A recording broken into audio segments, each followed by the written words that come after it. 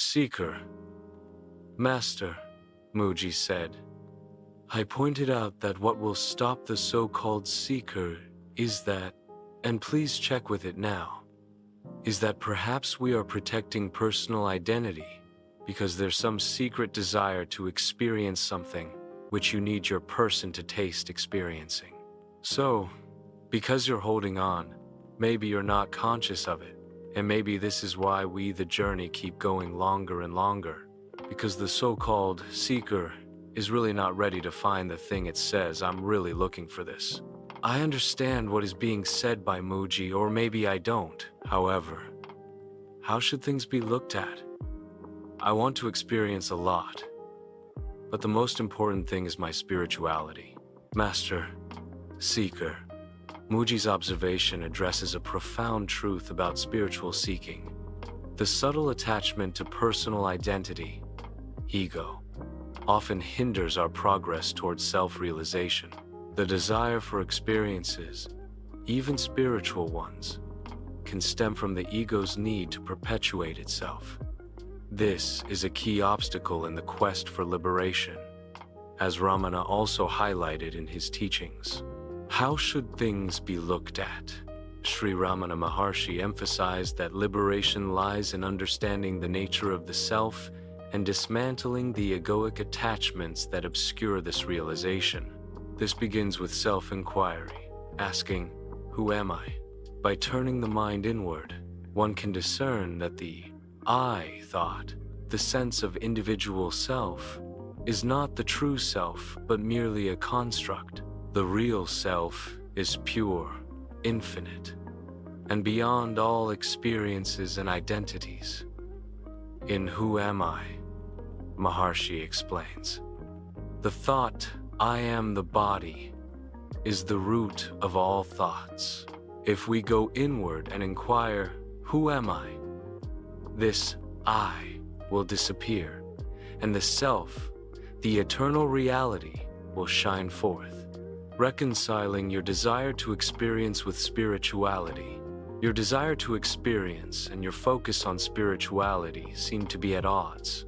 Ramana Maharshi taught that true spirituality is not about gaining experiences, but about transcending the notion of I, the experiencer. Clinging to experiences, whether worldly or spiritual, only strengthens the ego. Instead, seek to rest in the state of pure being, where there is no experiencer or experienced. In talks with Sri Ramana Maharshi, he states, experiences are transient. They arise and pass away. But the self, your true nature, is eternal. Why seek that which is fleeting when you can abide in the permanent? Practical guidance. 1. Begin with self-enquiry. Whenever a desire arises, ask, to whom does this desire belong? Trace it back to the source, the I thought, and rest there. 2. Let go of the desire for experiences. Trust that true fulfillment does not depend on experiencing something but on realizing the ever-present self. 3. Maintain vigilance. Muji's statement reflects the need for honesty in identifying the ego's subtle hold. If a hidden attachment to identity persists, acknowledge it without judgment and gently redirect your attention inward. Ramana Maharshi often advised, the only way to free yourself from the ego is to inquire into its nature. When the ego is destroyed, what remains is the true self, which is infinite peace and joy. By continuously investigating and dissolving your attachment to personal identity, you align your life with your ultimate spiritual goal. Seeker. I was under the assumption that I am inhabited this flesh to experience the world. Is that concept incorrect? Master. The concept that I am inhabits the body to experience the world is a common understanding, but not the ultimate truth according to Sri Ramana Maharshi's teachings and Advaita Vedanta. This assumption arises from the identification of the self with the body-mind complex. which is the root of egoic perception. Let's explore this further. The nature of the I am. In the teachings of Ramana Maharshi, the I am is not a separate entity inhabiting the body. Instead, it is the pure consciousness or self that is eternal, infinite, and beyond all duality. The notion that the self inhabits the body is a projection of the mind, born from the identification with the body. Maharshi states in Who Am I? The self does not reside in the body as one imagines. The body exists because of the self, and not vice versa. The self is the screen upon which the shadow of the body appears. Why does this misconception arise? The ego, or I thought, is the first modification of the mind. It appropriates the sense of being and identifies it with the body. This is what creates the belief that I, as a limited individual, am here to experience the world. But this is a misidentification, as the true I am is not a doer, experiencer, or thinker. It is pure existence, consciousness, bliss, sat, chit, ananda. In talks with Sri Ramana Maharshi, Bhagavan explains, the body and mind are inert. The self alone is the source of all awareness. To think that the self needs the body to function is like imagining the screen needs the pictures projected onto it. Then why does the world appear?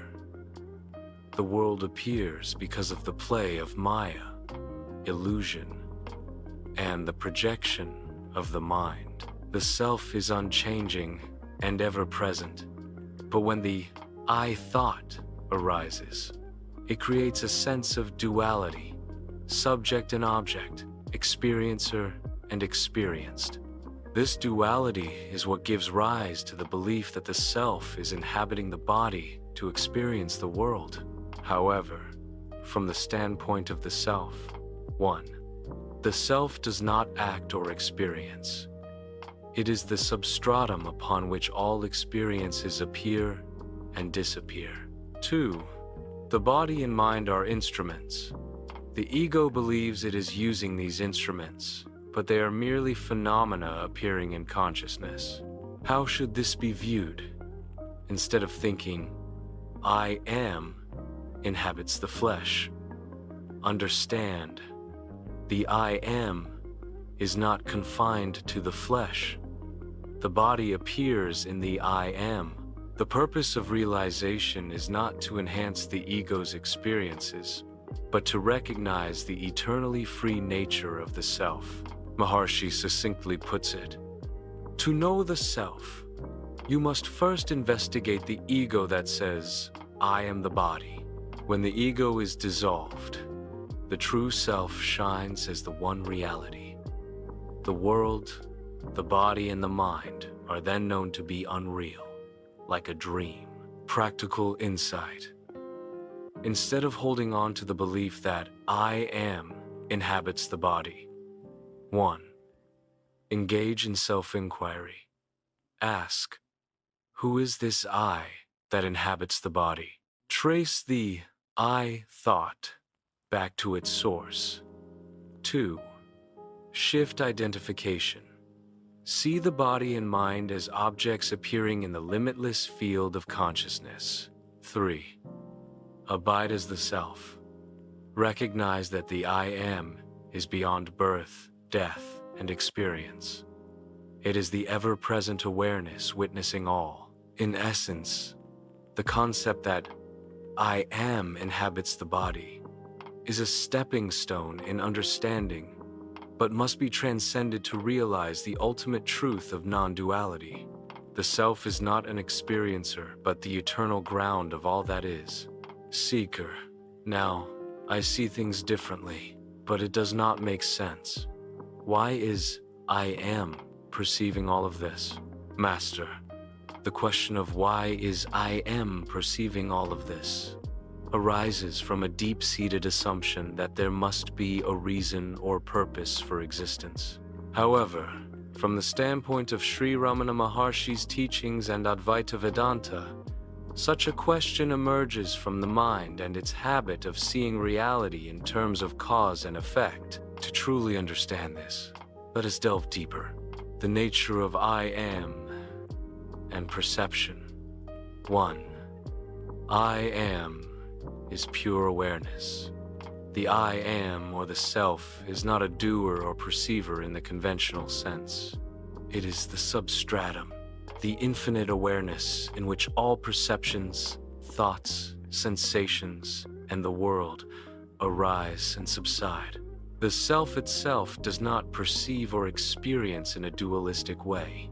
Ramana Maharshi explains, the self does not see anything outside itself. It is the pure witness, unaffected by what appears or disappears in it. 2. Perception is an illusion, Maya. The perception of the world arises due to Maya, illusion, and the activity of the mind. The self is pure, unchanging, and beyond the duality of seer and seen. It is the mind, driven by the ego, that creates the illusion of a perceiver and a perceived.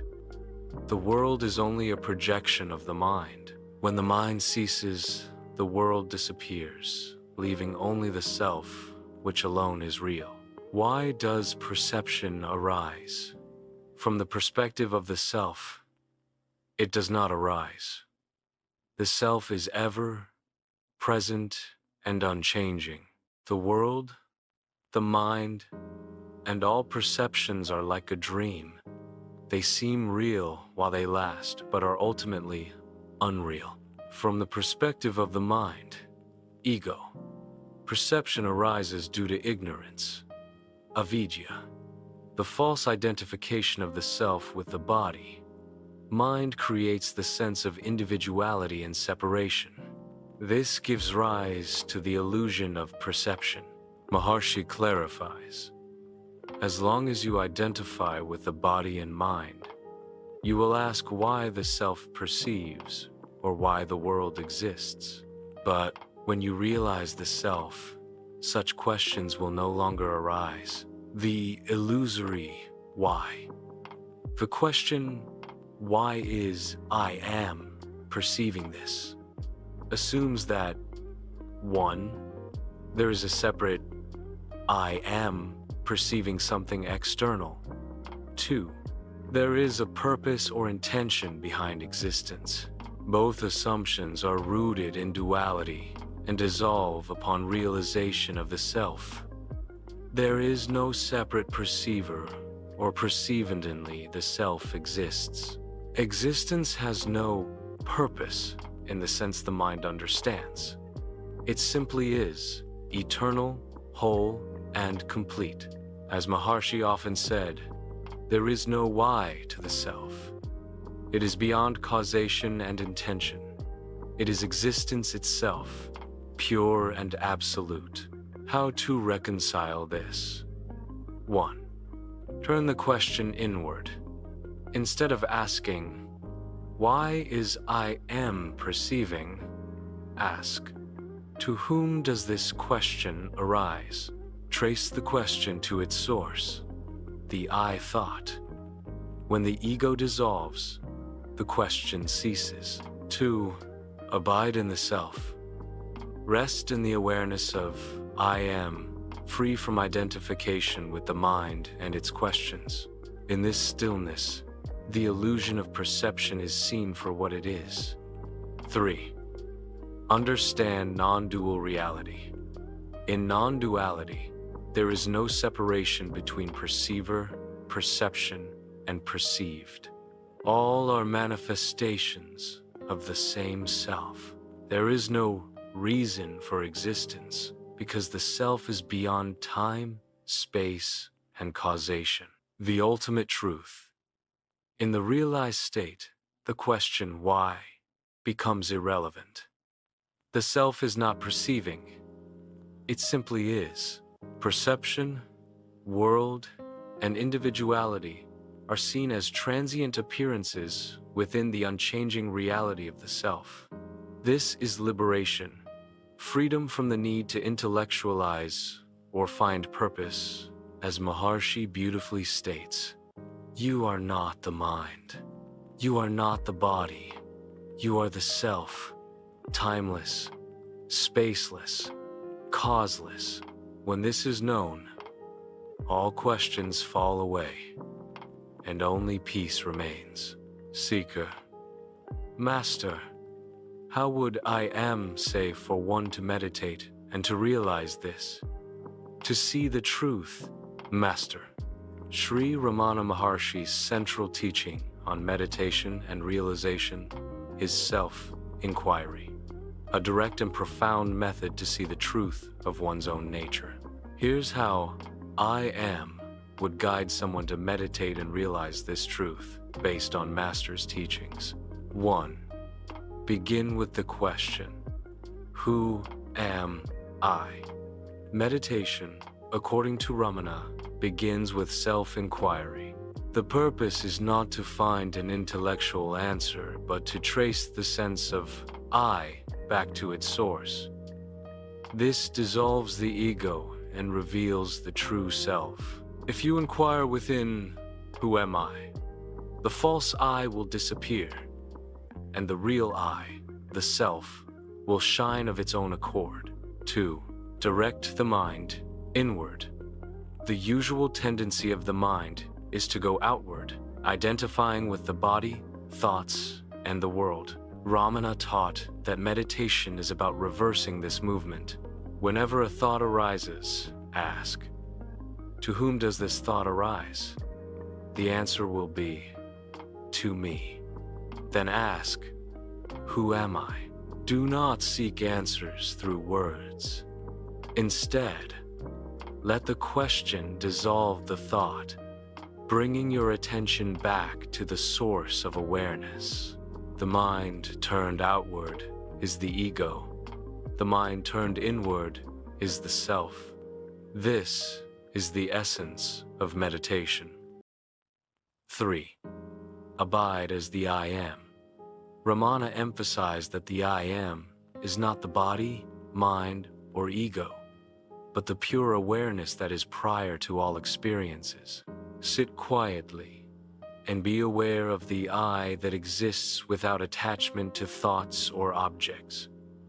Do not attempt to visualize or conceptualize anything. Simply abide in the sense of I am. The effort to remain in the pure I is meditation. When the mind rests in the self, this is true realization. 4. Silence is the highest meditation. Ramana often pointed out that silence is the true nature of the self. Meditation is a means to quiet the mind so that this natural silence can be realized. Silence is eternal and speaks more eloquently than words. To meditate is to simply be aware of this silence within you. 5. What about other meditation techniques?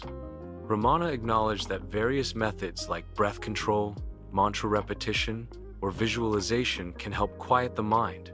However, he emphasized that they are only preparatory. Breath control. It can still the mind temporarily, but the ultimate goal is to turn the mind inward through inquiry. Mantra repetition. Repeating I am or another sacred mantra can help focus the mind. But you must eventually inquire into the I that repeats the mantra. All other methods lead to the destruction of thoughts, but the I thought remains. Only self-inquiry leads to the root of the I thought and destroys it. 6. Be steadfast and patient. Ramana often reminded seekers that persistence is crucial. The ego may resist and distract, but with sincere effort and vigilance, realization will dawn. The self is always present. You do not have to create or attain it. Simply remove the ignorance that veils it through steady inquiry. 7. The state of realization. Realization is not something new to be achieved. It is the recognition of what has always been. When the false I dissolves, the self remains. as it always was. Experience of realization. There is no longer an individual meditator or object of meditation. There is only the pure awareness, free of duality, natural and effortless. Once realized, there is no practice needed. Being the self is natural. Realization is not the acquisition of anything new. It is only the removal of ignorance. When the mind is quiet, the self shines by itself. Seeker, we have covered a lot. To bring this together, 1. Sit quietly and turn inward. 2. Ask, who am I? Whenever thoughts arise. 3. Trace the I thought back to its source until the mind dissolves in the self. 4. Abide as the I am, free of concepts or distractions. 5. Rest in the silence of pure awareness. Through steadfast practice of self-enquiry, the truth of I am is directly realized. Seeker, I understand, Master. Yes, we have covered a lot.